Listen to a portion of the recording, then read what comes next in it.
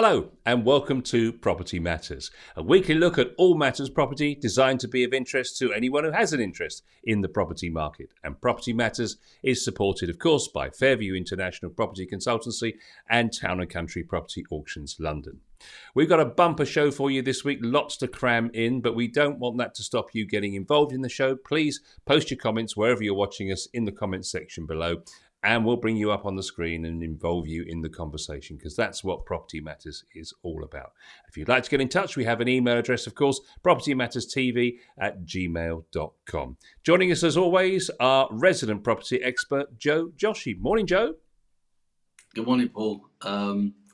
It's a very different time with considering the holiday season that is kicked in, and I think probably after that magical stamp duty holiday that you're now sorely going to miss in your comments, everybody's unpacking and trying to do things to their properties, and so it's a nice chilled out time at this precise moment in time, despite the weather, of course. Yeah.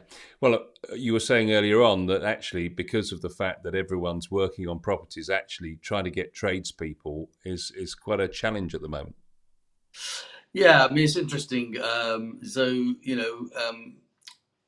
a norm, you can always find someone, but primarily I've found, I mean, this is just from a personal experience, and I can see where that is happening and what is available and who is available, and what can happen. And so quite lucky really in some cases and not so lucky in others. And that is because the amount of transactions that has happened due to the stamp duty holiday and the 30th of June being the magical deadline, a lot of people have now sort of moved into their new homes and decided that they want to do certain things. And even if it's just titivating, doing little bits and pieces here, getting someone to come in and plumb the washing machine and all the little things that you think you want to get them to do, it's quite surprising all of a sudden how important, in fact, if you think about it, the education for the future kids is to perhaps become a plumber and an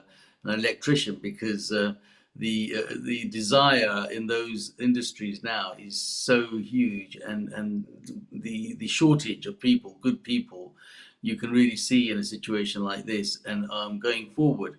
And it's a generation thing as well. It's the older generation was still into dealing with these sort of things, but the next generation are all sitting on their bottoms and playing on the computer because that makes them more money. But the reality is that finding people that actually can do those mechanical trades is now quite challenging. And so thus the prices and their demand has gone up quite a lot. To be topped up with probably the cost of buying materials has gone up, because as Brexit has now began to sort of kind of kick in, they can see that some of the things are now more expensive coming across from the European countries or even further afield. So generally the tradespeople are very, very busy, but if you find someone that isn't busy, do question the situation, because it is a case of, do they have the skills? And you must make sure that they know what they're actually doing. Otherwise, it's a case of doubling the cost, because you might get them to do something, and then you end up having to actually call somebody else in, and then redo it again. So do check their thing. There is a lot of apps now available, like Check a Trade and all these other opportunities where they sort of say that they've been thoroughly checked and vetted. But we know, experience says that people still get through the net, even if they're not as bona fide as they say they are, and only to find that there's one or two that actually might let the side down in the grand scheme, and it's those one or two that actually people remember, and not all the good things that people tend to do. So yeah, it's been challenging in that sense. I think the market has now got. And it actually brings me to the point that I've always made, that this Property Matters is a absolutely global subject, in the sense that people buy a home, but there's a whole area of industries and trades that are linked exactly with that. So It's a world of support, isn't it, around? Yeah, because I go back to my outset when we were starting. It's like the bicycle hub sort of thing. It's lots of spokes, and here is a prime example of exactly that situation happening, because people have moved, and now it's the case of bringing all the other trades and spokes, be it having a new kitchen, be it having a new bathroom, be it having plumbing, boilers, this, that, the other. This all begins to sort of feed in, and then of course the trade industries like your shops like B&Q, all of those are busy, and then they're subsequently not able to get the stuff because it's just a roll-on snowball effect in the industry. But the point is that the housing market has not just one thing about it; it's got everything about it that is so important to have. And that's the key of our program being Property Matters, because we want to point out that it is all matters that relate to property. Well, let's put it out there to the audience and ask them if they've got any great tips that they use for choosing great tradespeople. I mean, one of the things that immediately comes to mind to me, Joe, is that if they're available next week, there's probably a reason why they are available next week. And it's probably one that you should avoid them at all costs. I think the problem with that is that, yes, they are available, and it's a needs-must situation. So if you don't know any better and you think, well, I've got this chap who's going to come in next week, great. It's just that in a bigger job, I mean, I think in sort of little jobs, you can probably kind of live with those situations. But if you're going to give somebody an extension of your house to do, for example, or do a major plumbing job in the house or something major, then yes, I definitely would say that either a recommendation from somebody who actually has some experience of using someone, or go to the trade bodies that show some of these people that have got some. I think one of the best validations you can always get from somebody is to give me the number of the last guy you did the job for, so I can pick up the call and ask him. And if they are confident and comfortable in what they do, they'll give you the number. And if they are not, then that there is your red herring in the situation. You can say, well, actually, maybe that isn't the way it is because you're not prepared to do that. I always think that if you're confident and comfortable in whatever, you should be upfront and say, here's the number. Let me call the guy and put him on the phone to you. You tell him, make your own decision. And that doesn't happen, but needs must. I mean, if you need a little job done and you're not, and we're not as a nation or as people, we're not globally all astute about taking things apart. It's as bad as getting your daughter to change the tire on the car. They're just not. It's not an education that actually is given. When I was a young boy, which was only a few years ago, we were given training at schools and things like that as to how you deal with that. But today, the basics, absolute basics, is not there in things like DIY or things that you need to do with your hands to say, okay, I can take that apart and put it together. You always find someone else to do it, and the question is that someone else is going to charge for their time and money, and that becomes part of the global Property Matters point, and that's how those industries start to relate. But of course, there's always going to be somebody in that is probably not qualified, not done a good job.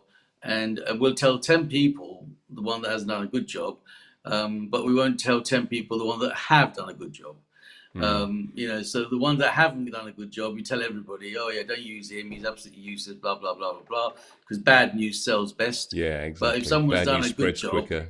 If someone's done a good job, you sort of say, well, I have to say, I always say to my guys, don't do too good a job. It means you get too much work. So it means that next time I call you, you'll be too busy. So you do have your sort of personal requirements. But joking aside, I think less people talk about the good things, more people talk about the bad things. Indeed. Let's move into some of the news of the week. Some interesting articles for us this week. And I suppose we're going to start with a bit of a buy-to-let theme here, Joe, because we haven't really talked, and you'll be pleased to know, I was going to mention this actually, that the words stamp duty do not appear in this week's programme, apart from that reference just there. I bet they will, because they have already. Well, apart from you raising them, but in terms of what we've got to talk about, stamp duty isn't part of it today. You'll be pleased to hear. So we're going to talk about buy to let because we haven't really talked about commercial versus residential. And there's a couple of articles this week that have come out in Property Industry Eye because a lot of research has been done. And estate agents and letting agents Benham and Reeves have found that commercial property offers higher yields at the moment than residential. So what they're saying, basically, according to their research, that the average annual yield is 10.7% for commercial compared to just 3.4% for residential. So they're saying that the best yields are being found in Scotland. The yield there is 20%, would you believe? 13% in the southwest, 13% in Yorkshire and Humberside, and residential in comparison in Scotland is 4.4 and the northwest is 4.3. So some real benefits to be had if you go into commercial. The downside is that you've got to put a lot more money in the first place. So the average value of a commercial investment is about 450,000, whereas it's 260,000 for a residential. So you've got to have about a 75% larger budget in the first place. You're not going to get businesses ring you up when you've got commercial saying, can you come and fix my leaky tap? You've got that side of it, which is a plus. But on the other side, your returning on investment, although higher, is going to take a lot longer to come to fruition. So it's an interesting debate whether we, choose commercial or residential. Have you got any thoughts on commercial for someone who might be considering, either? Yes, I think the thing with it's about ease, Paul, more than anything else. The buy to let program that has been made available for residential property for the ordinary man in the street is just widely available. If you have and the criteria as such in order to make fundings and make the decision and the process and also the understanding is much easier in the residential side, and that's why that's been booming beyond our own expectations. And of course, it's the old adage here: supply and demand. When the demand is high and the supply is limited, then of course the yields are going to be lower because there's more people that are interested in buying buy-to-let residential properties because they can.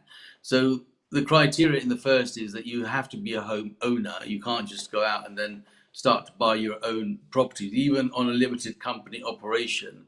I think most lenders would like to know that you have actually had your own mortgage as a private residence so that you can use that as a sort of a backdrop or a basis of how they can calculate that you are potentially a good landlord of a buy-to-let property.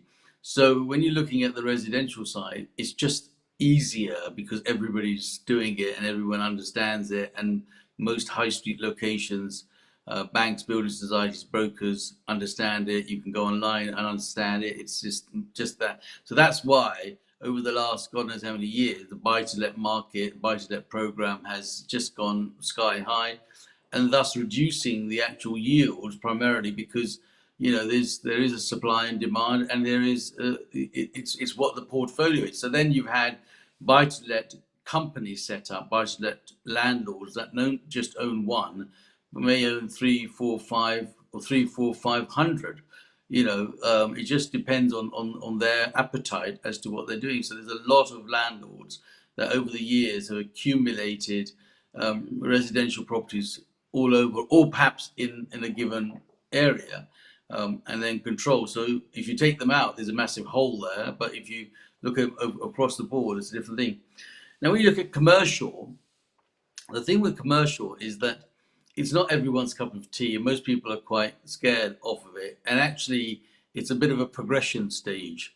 So people get into residential buy-to-let, realize that they've got to deal with a leaky tap, realize that they haven't got a great deal of return, realize that there's lots of costs and generations done, and then they gradually move. It's like moving into the higher realm.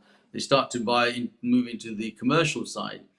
The problem with the commercial side is that it could be anywhere. And yes, it's probably a good investment because you have a long-term tenant, be it 5, 3, 4, 5, 10 years, 15 years, 20 years, or someone that has a longer lease, which is still within the Landlords and Tenants Act, and subsequently they could be there for 30, 40 years. And that used to apply mostly to sort of banks and building societies, ironically enough. They would be the tenant on a freehold property that you could buy. So because their covenant is strong, they're a much bigger company, they got credibility, they've got stability, they've got the money. The yields there are lower. Surprisingly enough, they're not too different to sometimes what you just quoted on the residential side. I mean, 3, 4, 5% maybe, because the quality of the tenant makes the difference of the yield. So the yield is lower, but the quality of the tenant is higher. So therefore the risk factor is lesser. And subsequently, you have a 15, 20-year lease with a bank or a building society or a supermarket or whoever it might be, who are going to continue to pay. Because the first thing that's important to every business, obviously to a large extent, to make sure that they're paying the rent. Because if they come with the premises and they haven't paid the rent, then subsequently they're not going to be able to do the business. However, that has changed or changing throughout the pandemic, because so many people are now working from home and can work from here and there and everywhere. So the priorities are probably not as similar as they were maybe 18 months, 2 years ago, and that will change in a different way. So the commercial aspect of investment, the next thing that you have to understand with the commercial aspect is the funding. Now the funding of that is not as easy as looking at the residential buy-to-let scenario. The commercial funding is primarily targeted at your high street banks mostly. They look at it. Funny enough, they're probably the tenants. So so the irony is they're probably the tenants, and they're going to lend you money on the basis that they're the tenants. It's quite a sort of a funny, bizarre way to think of it, but that's kind of what happens. But so the amount of money that you can borrow against the investment is maybe not as high as on a buy-to-let. So on a buy-to-let, some lenders will consider up to maybe 90%. Some will be 85%. And so the chances are that you have a lesser deposit to pay, and you can borrow more. Whereas in the commercial side, you're probably going to be looking at 60, 65, maybe 70%, possibly 75%. So you've got to find that 25, 30, 40% of the investment money yourself in order to be able to buy. There's not much you can do with it other than the fact that you have somebody who's in there a long-term rental and coming. So the advantages and disadvantages are that the advantages are that obviously with a commercial, you're going to have less of the leaky tap problem, because basically, they take the lease for the whole lot, they maintain it, they do it. In the global lease, or the main head lease, as they call it, the tenant has the responsibility to maintain, deal with, and keep up, and so forth. The landlord has some responsibilities, like having the building insured, and maybe helping maintain some of the exterior or something like that. But fundamentally, there's hardly any onus on the landlord. It's all falls on the tenant. Whereas in the buy-to-let housing or the residential side, a lot of it falls back on the landlord, and that's the worrying part. I mean, somebody phones up and says, "I've got a leaky tap, or my bulb's broken. What do I do?" Well, go to the supermarket and buy one. No, they have to tell you that my bulb's broken, and because you're the landlord, you need to come down and change my bulb. It's just kind of sometimes about as stupid as that, really, and minuscule as that. But so they are good investments in both ways, but you just got to be prepared to go. I suppose you can go from sort of your bronze, gold, and silver, or the silver and gold situation, but the golden one obviously is the commercial one. Then there is an issue now coming on the gold on the commercial side. Of course, the pandemic has left a lot of shops. I mean, imagine, Paul, in your lifetime, in my lifetime, the household names that we have known for all those time, pretty much 90% of them have disappeared off the high street. Yeah, I mean, I'm immediately starting with Woolworths, of course, which was one of the very first ones, wasn't it? And quite a few years ahead of the tumultuous collapse of so many names since then. It's interesting to look at the size of the market. It's interesting. There's 540,000 buy-to-let homes registered in the UK, just 12,000 commercial spaces. And then when you look at the combined value of all that, which is amazing, is that the value estimated at 251 billion, while the commercial market comes in at just 9 billion.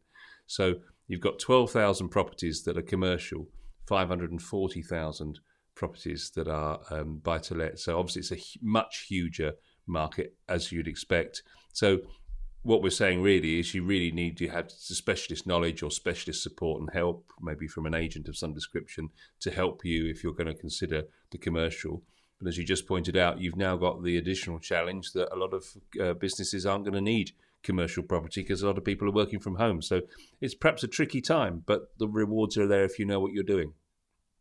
Yeah, so as I was saying, that if you look at the high street now, it's decimated from some of the brands that you and I and people that we know would have, seen as trusted brands, and they cannot be even banks. So the irony of this is, recently a conversation was had with a bank to say that could they lend money on a property that had a bank funny enough, it's now off their list that they cannot consider because they classify that as retail, and retail generally has got a black mark against it in the lending world, because as far as they're concerned, we don't know how long that company is going to survive in there. So commercially, for you to go and borrow money to have, I don't know, anyone, New Look or some operation that is out there, the bank will now actually say, we've got to look at their book and how long are they going to survive? Are they going to come off the high street and become another? So the hot tip at the moment, for what it's worth, on the commercial side, is warehousing and storage. Ironically, so if you want to invest, that's probably where you need to start to put your money, as opposed to the high street scenario. Why is that? Well, funny enough, the online business has a huge demand for storage and warehousing. So that so if I don't know, you've recently driven up the M1, but Amazon take a good portion of the land between two junctions, because they've got this huge warehouse and distribution center that is now running this whole operations of people's phones and orders and deliveries the next day. So warehousing, storage, that kind of business is probably now the business that people are feeling confident and secure. And we can see that, can't we, going forward? If you think about it, it's not going to get worse. It's only going to get better in that sense, because the more people get involved in that kind of business, the more people you're going to see are going to invest in that. So big storage units, big areas. So places like industrial estates, business parks. Are we still manufacturers? We're still manufacturing in a small way, but fundamentally we're storage people now. Even storage for computers is high. An industrial estate near us is now the largest business park for data storage pool in Europe. So all the data that we're talking about, all this stuff that we're talking about on air, all of that data storage needs storage, funny enough, and that storage is a massive warehouse or a unit where they're going to put these big computers that run the storage side of it. So our whole industry has changed. But the good thing about the buy-to-let residential is kind of the touchy-feely thing. That's always been my way of looking at it. I can walk in, put the key through my front door, I can touch it, see it, walk around it, feel it. I know it's mine. Okay, only 85% or 15% is mine. The rest belongs to the bank. But the fact is that it's still something that you can be in charge of, and that's why the buy-to-let market has a huge audience, huge demand. It's the way people will look forward. The final point I'm going to say on that is, at the moment, is the return. And it's the return of what it is. Now, if you look at your money sitting in the building society or bank at this moment in time, you can see the returns are less than zero almost. In fact, you're almost having to pay the bank to look after your money. So people think, okay, well, I've got my money sitting there, and I've got maybe 50,000, 100,000, whatever the amount might be. I'll now go and buy a buy-to-let flat or a house or something, and potentially I've got some revenue coming, which will give me. So if you're looking at 3 or 4 or 5% yield, that's 3 or 4 more than what you're getting out of the bank. Um, and so forth. And that's the massive attraction. And we are more and more becoming, a nation of renters. As much as our government would like us to be a nation of home buyers, it's just that it's not possible for everybody to be able to buy and get on the housing market as quickly as we want them to. Mm. Let's just take a look at the the residential side of it, because this article from Good Lord was actually originally written to persuade letting agents to recruit more buy-to-let landlords, because there's a good story to tell. And I want to pick some of the positives that they've come up with in this article. It's interesting to say that many people say that the buy-to-let sector is thriving. Others are saying it's no point anymore because there's too much legislation. The costs are too high, the profits are not there anymore. So where are we? Well, the Nottingham Building Society in this article estimate that 20% of buy-to-let landlords intend to sell some or all of their portfolio over the next 2 years. But on the other hand, 16% aim to buy more properties over the same period. So why is this? There's a small disparity there of 4% clearly. And researchers at the University of York in their housing policy have said that they reckon it's baby boomers who are nothing more than retiring or just had enough of it, but generally speaking, retiring because they're now at that age. So they're retiring. And of course, the younger element of potential landlords coming in, because of the fact that the generation size is smaller, are not making up the full 20%. They're only making 16%. So they're saying that it's probably the size of the cohort that is the issue. On the other hand, 52% of landlords intend to sell up, and they've blamed the increase in regulation. So clearly there is that beef there, if you want to see it. But 24% are planning to leave the industry. But a lot of them are realizing that if you form a limited company, for example, you can manage your tax liability. So they can offset, of course, the mortgage payments against their profits. They can also take the benefit of corporation tax, which is lower than income tax. And Hamptons Countrywide said that 41,000, nearly 42,000 buy-to-let limited companies were set up in 2020, which is an increase of 23% in a year. So clearly, people are finding ways to make this a more profitable enterprise. But when you look at it like that, it's quite an interesting prospect, buy-to-let residential. Yeah, I think that the baby boomers obviously have come to a point in their life now where they kind of need to boom out because they can't afford to, they're at an age or time in their life where they are probably quite happy to sort of, call it a day. So subsequently, there's a lot more people that are getting out of that.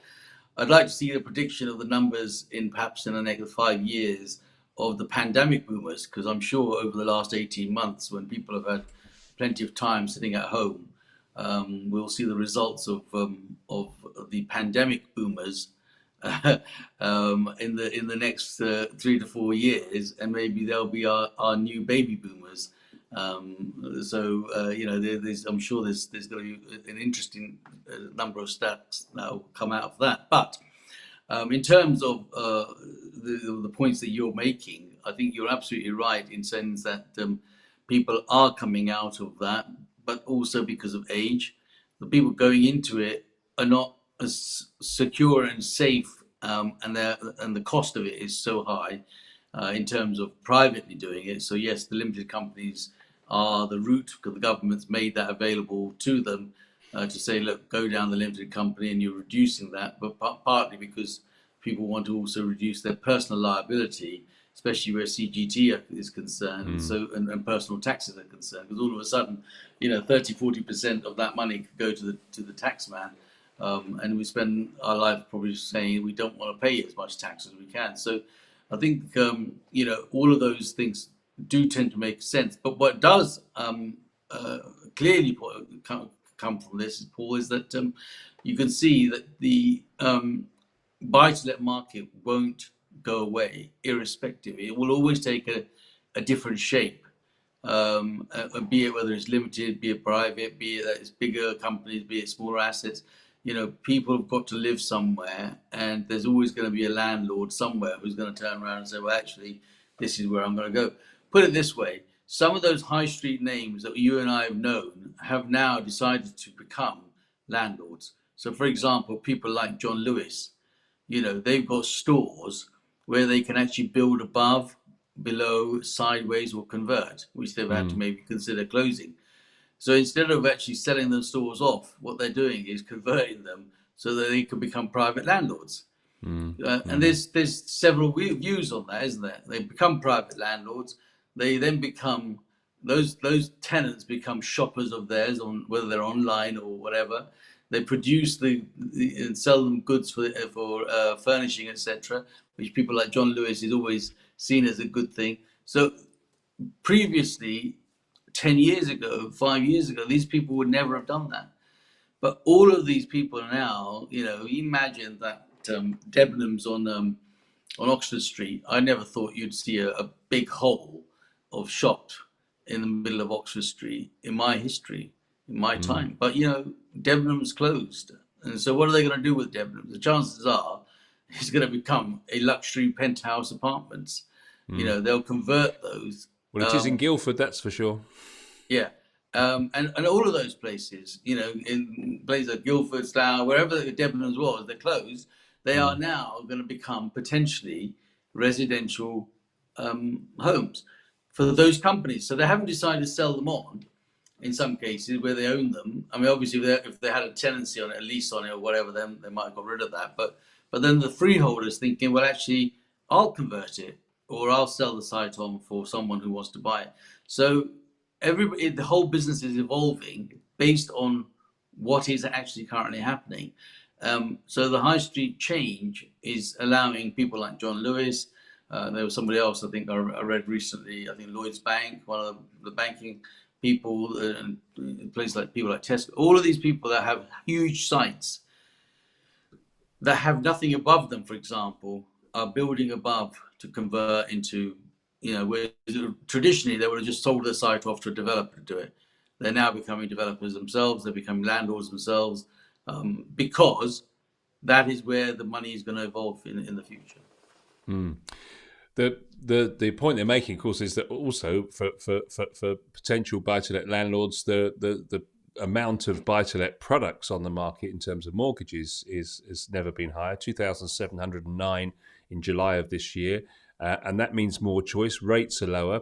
A lot of landlords are coming to the end of their 2-year fixes. They're going to remortgage at cheaper rates, so there's more profit because they're paying less in terms of interest now. And lending was up 1/3 between October last year and the 30th of June over the same period compared to 2020. It's up £911 million. So it's going in the right direction, if you like. Government's also saying, of course, that if you make your property more green, you'll be able to get green mortgages. That means that makes them cheaper. Suggestion that the young millennials are keen to rent properties that are good for the environment. So the suggestion is that there'll be less void times. Your property will be more attractive because you're saving energy. And interest lettings say that void periods have dropped for buy-to-let landlords to the lowest that they've been for many, many years. And the east of England has the least amount of voids of any part of the country. So it does look like quite a positive outlook when you look at it like that. Yeah, I mean, look, people can't all afford to buy, so the rental market is strong. Places like east of England, you have to remember that it offers a fantastic environment, but probably not as many jobs. And some of those are farm industry types of jobs. So the rental is high. People move over there to assist people like that, Ipswich, etc., etc. When you start looking at further and further of it, it doesn't have the attractions of the bright lights of the city like Manchester, Liverpool, London, Birmingham, where those are the kind of the hubs of it. But the outer skirt cities, places like Ipswich and so forth, have got some stuff, but generally around it, if you ever taken the journey, because I always look at that journey when I'm driving somewhere, how vast all of a sudden the land is, and then all of a sudden there's this one bit of town comes along, and then it's another vast. So it's very difficult for people to find the kind of work that they want in a smaller given area. So rental markets are higher there because they're mostly working on agricultural farming, picking, fruit picking, etc., that kind of industry. So the void periods are lesser, other than the fact that the product might be seasonal. So um, residential rental will always be good as long as, and the biggest thing, Paul, people really, especially the millennials, are looking at is they don't want hassle. They don't want to have Hmm. to find that they've got it. So they're the modern, more squarer, newer, which is why the whole world is full of blocks and blocks of flats now. Every town you go to, I mean, there's just high rises of this, that, the other, because they know, their study has shown that the people that are likely to rent those are people that are not interested in the leaky tap, not Hmm. interested in cutting the grass and doing the garden, etc. They just want to be able to, order on their apps and, get Just Eat to deliver to the door. And that's it, So it's a very, very different model completely to what we've all worked on. And the industry has to evolve and is evolving against the demand that is coming through. So that's why the demand for rental will come, and also the ease of moving. So, okay, I know we're out of Brexit and the ease of moving perhaps around Europe is not as going to be as easy as one thinks, but the generation that we're now talking about don't really care. Their attitude is that if I'm going to go, I'm going to go. I'll find a way. I'm going to get somewhere. In a funny sort of way, we all did, didn't we? When we wanted to get somewhere, we all did what we had to do to get there. But I just think that it's just not something that makes them stop. It doesn't make them sort of think. The only time they start to sort of settle down or is when they decide that they are in some sort of relationship and they want to start a family and other priorities start to come in. But normally it's just about, as I call it, a throwaway society now. You buy it, you use it, you throw it away.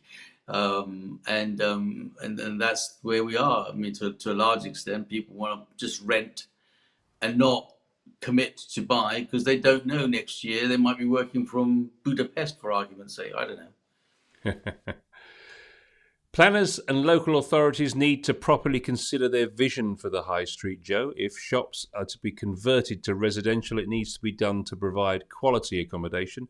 Just a bit of caution, as some of the office to residential conversions have provided poor quality designed homes. But does this mean there is value for some rundown high streets?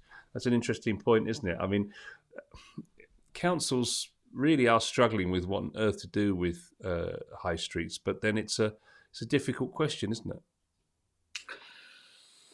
It's a good point. It's a good question. And my view on that is that basically, when the permitted development rights came in, and the government introduced that to convert, for example, offices into residential, the councils had no right over what happened.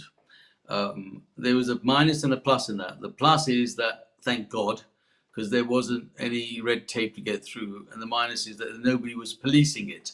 And because they weren't policing it, landlords put together whatever they could in the given space. And hence we found that there have been some pretty shoddy properties that have been available to rent and needs must. And of course, the tenants that may be put in them were tenants that were provided by the councils, funny enough, because they needed a supply of properties where their demand for people that wanted to be housed, albeit single parents, single mothers, or even single fathers, circumstances that were beyond people's own control, put them into the council. This council decided to put them into these converted properties, and the converted properties were made because the profits were much higher on the conversion and the quality was rubbish. So I agree with the person that's making that point.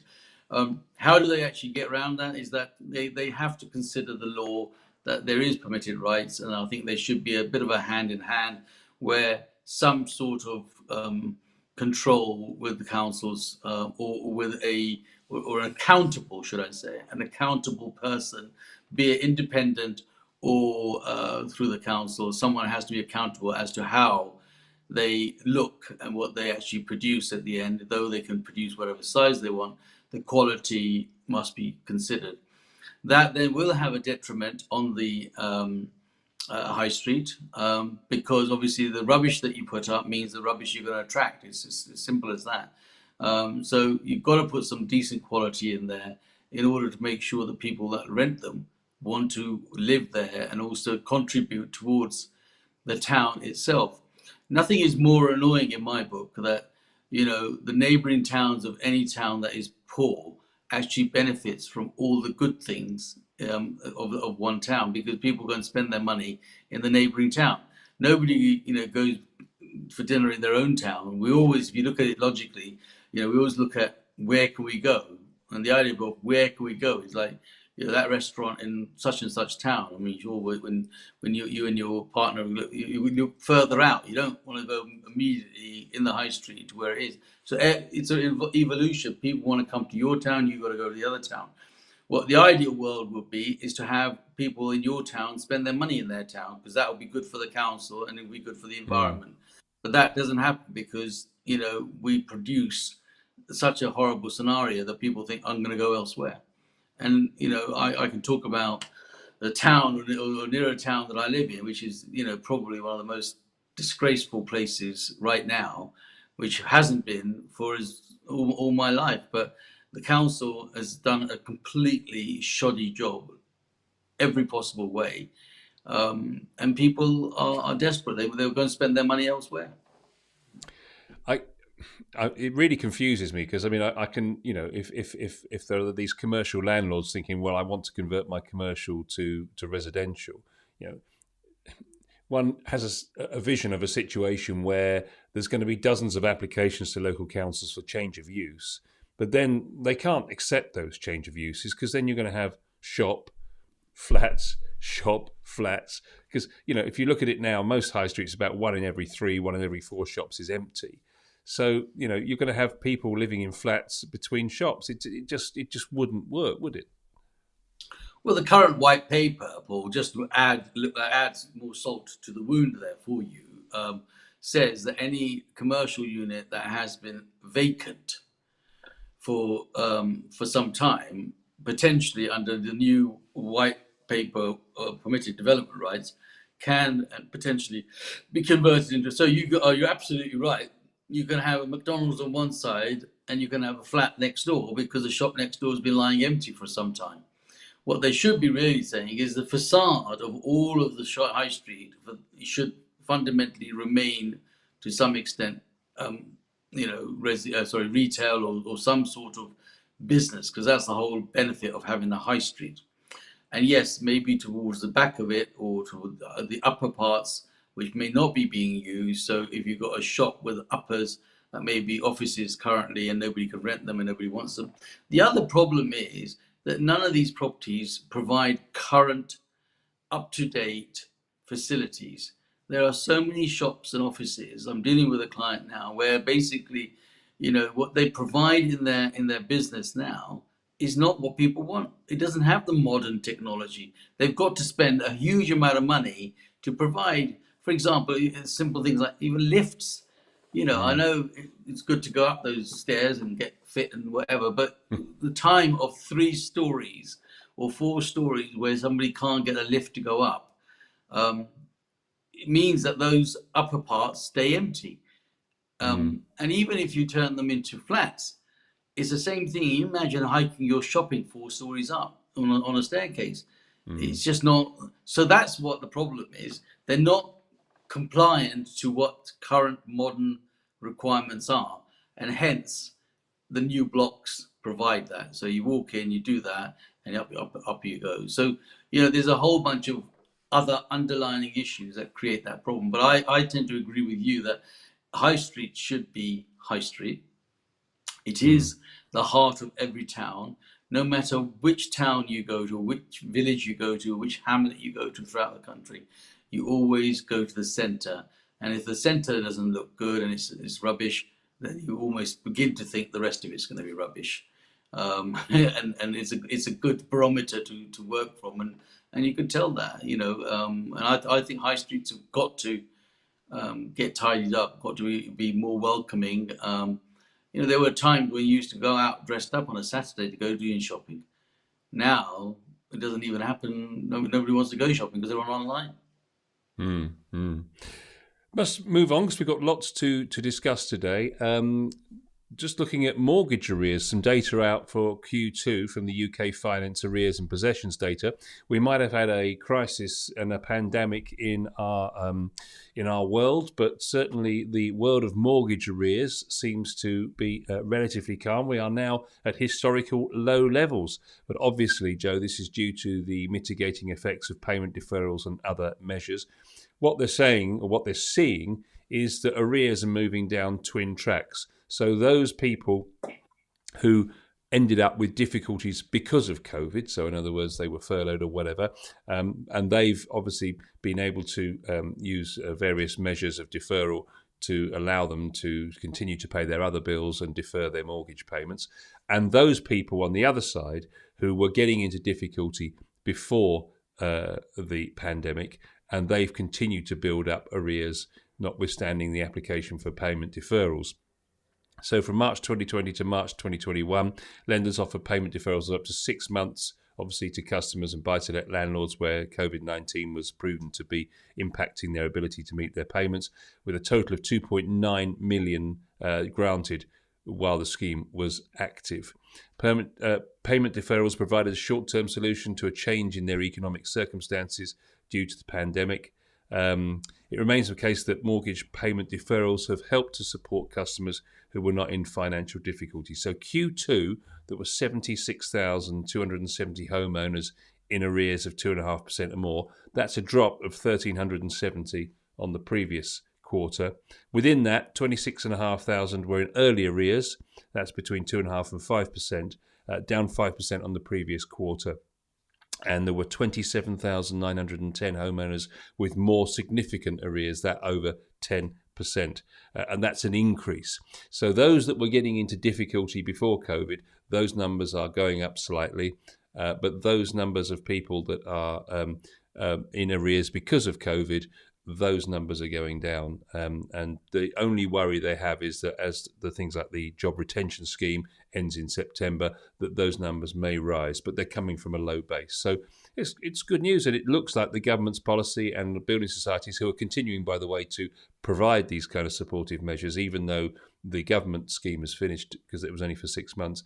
But it does look, generally speaking, that they've managed to stave off a debt crisis in terms of mortgages. Yes, I mean, I was fearful of the fact that this would escalate beyond control. But a couple of things that are very important to people. The credit history has become a huge part in their lives now. Many people now, follow their credit history because they know that if they have an adverse credit history, the chances of a mortgage, let alone car loans or anything else, is just zero. So it's important for them to maintain or continue to maintain some level of payment on the properties that they've got mortgages on, and that's what they've done. But then there's others that may have had bad credit and thought, well, actually, to hell with it, I'm not going to bother with that, and then saved it and kept it back. And now have brought it up to line because they had the time to do. Everybody, it's different for each person, but I think fundamentally the important part that has to be played in there is that credit is very important. People are gauged and judged on their credit history, no matter what they are and how they are. And it's quite interesting to see when I'm speaking to people and they want to borrow money and mortgages and so forth. My advice to them always, first thing, is to go on to Experian or Equifax or any of the companies that provide credit history and check that out. And sometimes it's quite alarming for the people that do it. They say, "Oh, I've never had any problem. I don't want to do it. Don't want to do it. Don't need to do it." And then they do it, and then they look at it and then go, "Oh, I didn't think my score was that low." Well, because that score is so low, it means that your borrowing capacity. So you've got to work on getting that. And all of those scores that are important, their future judgment and future borrowing or whatever they're going to do, is based on whatever they do in their history, and their history is so. in some ways, it's excellent news for future. And the reason why it's excellent news is that, in the housing market, people like me who have been in the housing market for over 40 years, we want that to continue. And the only way that's going to continue is so that people with good credit are able to borrow and buy, and then subsequently that wheel of property matters, property deals will continue to do. If everybody didn't bother to make their payments, it's a short-term blip, but a long-term damage. And long-term is not a couple of months. Long-term could be 3, 4, 5, 6 years before they can actually get themselves into that. And then age factor kicks in, Paul. So every time somebody does that, it's not just about the average mortgage is a 25-year term, 25 years term. So imagine wasting 5 years of your life and then finding that you want to go and borrow, but you're now going to become 60, and you're not going to get the borrowing. So you've got to think of balancing how you get your life in order. So it's excellent news to see that mortgages are not as badly as one would predict they could have been. And hopefully, people listening to our program here will understand that it's not just about, oh, well, I won't pay it this month. The damage is much bigger than you think. Do take caution and make sure that you negotiate or deal with your lenders, and it doesn't create an adverse credit history for you. Communication is always the key in these matters. Little bit of a legal lesson for you now, Joe, just to bring you up to speed. Letting agents need to be aware of this legal case, and anyone who is a landlord needs to be aware of this. It's to do with rent repayment orders. So what are they? Well, they're a form of civil fine imposed on landlords who've broken the law. So tenants can apply for a rent repayment order if their landlord has committed any one of a number of criminal offences. The most common one, Joe, of course, is failing to hold an HMO licence, as you know. So RROs, as they're known in the trade, rent repayment orders, are now going to be significantly larger because of a judgment recently in the Upper Tribunal Lands Chambers. Very posh, erudite organisation, I'm sure. Basically, the tribunal now has the power to order the landlord to pay back a year's rent to the tenant. Now, in the past, all they had to do was to pay back the profit minus the cost. So they basically worked out what the rent was. Then he could say, well, I had the interest to pay. I was paying this and I was paying that. And they deduct all that. And then what's left, the profit, which, of course, by the time they've done all their deductions, there isn't a lot to pay, that goes back to the tenant. Now, Judge Cook decided, well, hang on a minute, why are we actually sitting here allowing costs against this person has broken the law, so therefore there shouldn't be any costs allowed. Now, broadly speaking, there are one or two, we won't go into the detail, but there are one or two things they still can claim. But principally speaking, up to about a year, which is what they call the starting point, up to about a year's worth of rent could be sent back to the tenant as a result of failing to comply with your terms and conditions as the landlord. So a huge change there, because obviously they were only paying back a small amount of profit and claiming everything against it. Now she's saying, well, I'm sorry, if you've broken the law, you don't have the intention, you don't have the right, rather, to claim all of that. That's the way I understand it. And of course, that's going to make quite a bit of difference to anyone who gets themselves into trouble. So I guess the simple word is make sure you comply if you're a landlord, because if you get an RRO, it could be expensive. Very expensive, and especially if you've got a tenant that is going to take full advantage of their situation, and the relationship has broken down between the tenant and the landlord, and an RRO is put in place, and the tenant can think, well, okay, if I take him to court and say that he hasn't provided, or she hasn't provided with the appropriate protection cover and all the compliance, I'm going to get a year's worth of rent back. Well, that is enough to put any man out of business to some extent, especially if you've done that 2 or 3 times on different properties that you might have. So, yes, to any landlord, take heed. This is not something to take lightly. It's not something that you could just turn around and say, oh, well, it's just, I'll go to court and I'll sort it. If there's a landmark ruling that's been put together, your legal people are going to have a very tall challenge. So to mitigate that situation and not even get there, the best advice that we could probably endorse here on Property Matters is to get your house in order and make sure that you are compliant in every possible way, and you use an agency or a tenant, a landlord agency, letting agency that knows what they're talking about, and gives you the advice and the guidance to make sure that you are protected.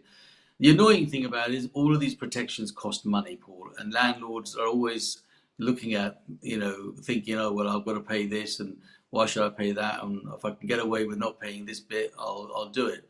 And those are short-term answers, but the long term is that you could find that a tenant could take you to court, win, and get you to pay the entire year's worth of rent they've given you, and they've lived in there for rent-free, and you've still had the cost on top. So it's not just about the rent money going back.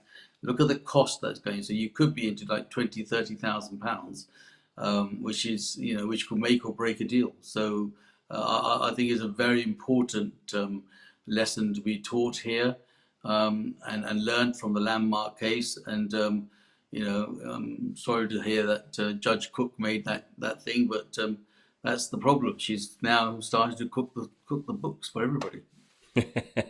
I think it's probably fair to say, and I'm sure if there are any legal people watching, they're probably pulling their hair out because I've oversimplified the judgment. But it's true to say that full rent will not be awarded in every case. A landlord's good conduct and his compliance to try and sort the situation out would be taken into account. They like to show their reasonableness, the judges say. But if you do want to have a look at this in more detail, the case is called Vademalay versus Stewart. There's a blog online by Tessa Shepperson where she goes into all the detail. I read the blog through; it's really interesting, but it's far too detailed for us to cover in legalese this morning, and neither of us are qualified on that. So I basically put the headline out there to warn people to behave themselves, otherwise they might find the bills are a little bit bigger than they expected, particularly around easy things, which is HMO compliance. So that's the case. It's Vademalay versus Stewart. You can see it on the screen there. So if you want to go and have a look at that, please do so.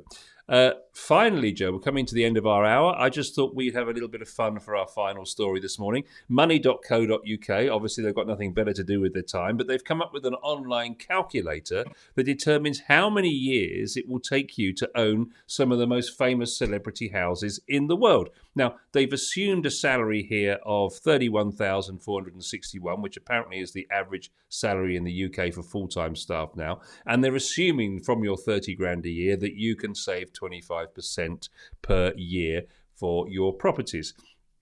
And then they've taken some of the biggest celebrities, none of which, of course, our audience will have ever heard of, Joe.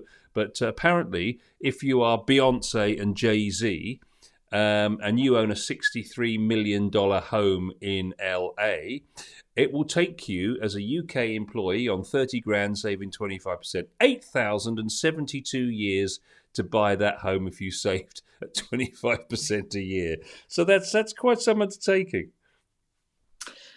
Yeah, I think that's part of the reason why every parent that has a child born now wants it to be a footballer or a rapper, because obviously the chances of them earning as much money and having such a lovely palatial mansion as Jay-Z and Beyonce would be, that they can afford it. But otherwise, yes, it's a long wait and a long journey, and a lot of savings to be able to get to that. So, you can only admire it from a distance. But the irony of this whole story is, Paul, they only live in one room. These people, it's normally in the kitchen dining room and perhaps the TV room and then the bedroom. Really, other than that, the rest of it normally collects dusts and so forth. Having been around as many bigger palatial pads, they normally have got lots of storage and hoardings and things of that. Yeah. So it's nice to have that, but at the same time, they could probably do lots of other things. But I suppose when they've got all that money, they've got to do that. But from a layman's point of view, it's quite a long journey in order to get to that. And at £31,000 as an average, that's a lifetime of work, really, and more, because you're just not going to do it, are you? Kim Kardashian's home, 5,504 years would take us to buy that £43 million home. Justin Bieber and his missus, Hailey Baldwin, theirs is $25.8 million, and that would take you 2,367 years to buy. And finally, someone that is nearer to home, Harry Styles. He owns 3 properties on Hampstead Heath, all next door to each other. I didn't know that, by the way. And the combined total of those is 15 million. And that would take you 1907 years to afford those 3 homes. So I suggest you go online to find out who those people are, because none of our audience will have ever have heard of them. But and I'm sure that'll. I didn't know Beyonce was a footballer, by the way, Joe. No, but she does play every so often. Oh, does she? Okay. Yeah. Can I get an £8,300? Can I get an 8,300 year loan? Well, we think we know a man that probably can, actually. Yeah, exactly. He's probably watching us right now. Fun program this morning, gents. Thank you very much. Enjoy your Sunday. Well, that's very kind of you, and that's a nice. I was going to say emotion, but that's a nice thought to end on today, isn't it, Joe? So, thank you very much indeed for watching. Thank you for your contributions on the show. Thank you, Joe, for some wise words as always. Our hour is up, and we're exactly to the hour, actually, interestingly enough, for the first time ever. But we will be back with another Property Matters this time next week. Thanks for watching.